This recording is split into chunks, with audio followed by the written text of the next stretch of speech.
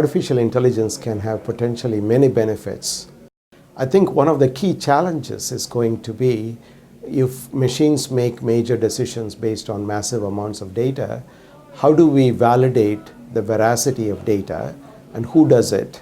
And as we agglomerate large amounts of data, how do we make sure that that doesn't lead to loss of nuances of human behavior with respect to individuality of human beings, ethics, etc. And we see aspects of this in all technology where sometimes the negatives come hand in hand with the positives.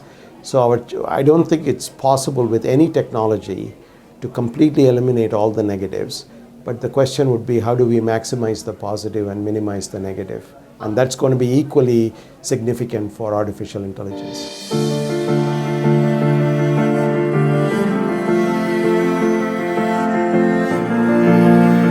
I think one of the aspects of the digital technologies in general and areas like machine learning and artificial intelligence and data analytics is that the pace of development of technology is much farther ahead than the ability of organizations and governments to put in place regulations. And as a result, and technology cannot be stopped that easily. So I think we are going to go through, because the pace of change is so rapid now compared to 50 years ago, 100 years ago in the previous industrial revolutions.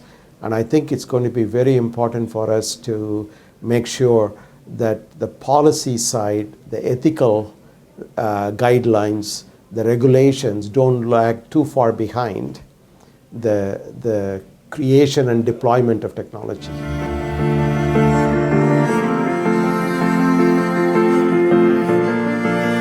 I think the younger generation today is much more aware of societal challenges because they have access to information than perhaps previous generations.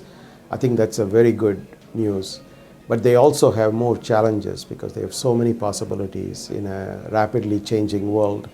I think the first thing I would say, at least to the students who are coming to, young people who are coming to universities to get education, is that don't view the education for the next 4 years as just a ticket to a job when you graduate. Don't just think about 4 years from now, think about 30 years from now, think about 50 years from now.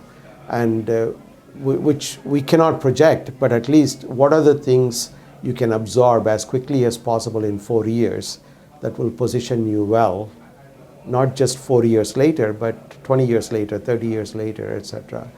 And don't focus on the immediate job, but focus on the long term. So that's one.